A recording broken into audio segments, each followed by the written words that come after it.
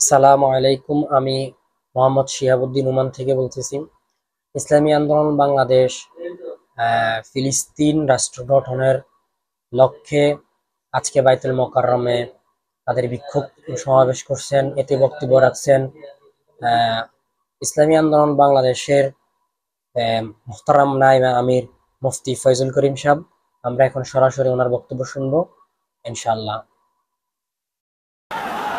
نحمد ونصلي على رسوله الكريم أما بعد فأعوذ بالله من الشيطان الرجيم بسم الله الرحمن الرحيم غير المغضوب عليهم ولا الضالين।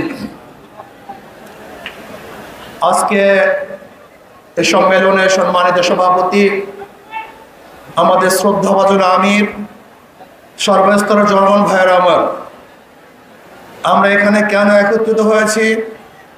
ফিলিস্তিনকে স্বাধীন রাষ্ট্র হিসেবে দেখতে চাই।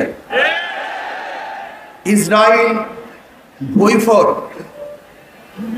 ইসরায়েল সেখানে জোরপূর্বক এক রাষ্ট্র কায়েম করার জন্য চেষ্টা চালাচ্ছে।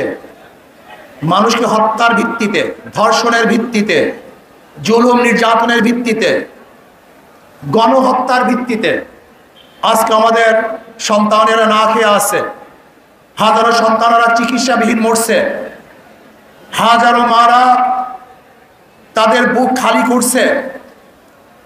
কিন্তু আমেরিকা সেই জালেমদের পক্ষে, খুনিদের পক্ষে, ধর্ষকদের পক্ষে, যারা নির্যাতন করছে তাদের পক্ষে।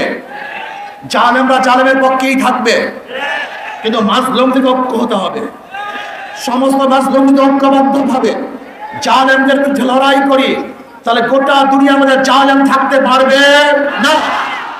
রাস্তায় আমাদেরকে মনে রাখতে হবে যে মুসলমান আমরা জাতি। আলম তারা আল্লাহ জাল্লাল্লাহু বাহরাহু ওয়া আনজালা বিল কুফারি বিহাদিস জালাইলি দস্ত দস্তে দরিয়া भी नहीं हिसोरे हमने दस्त दस्ते दरिया भी नहीं हिसोरे हमने বাহারে জুলমাত में दौड़ा दिया झोरा हमने।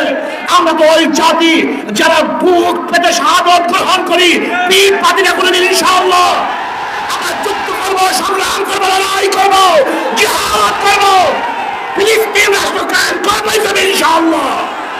ভাইয়ের আমার, আসুন সম্মিলিতভাবে আজকে ফিলিস্তিনের পক্ষে, ইসরায়েলের বিপক্ষে অবস্থান গ্রহণ করি, ইসরায়েলের সমস্ত পণ্যকে বর্জন করি এবং যারা ইসরায়েলের পক্ষে থাকবে গোটা দুনিয়াদেরকে তাদের থেকে উৎখাত করার চেষ্টা করব। আল্লাহ আমাকে এবং আমাদের সবাইকে ফিলিস্তিন রাষ্ট্র স্বাধীন রাষ্ট্র দেখার তৌফিক দান করুক, তাদের সাথে কাজ করার তৌফিক আল্লাহ দান করুন। ওয়া মা আলাইনা ইল্লাল বালাগ।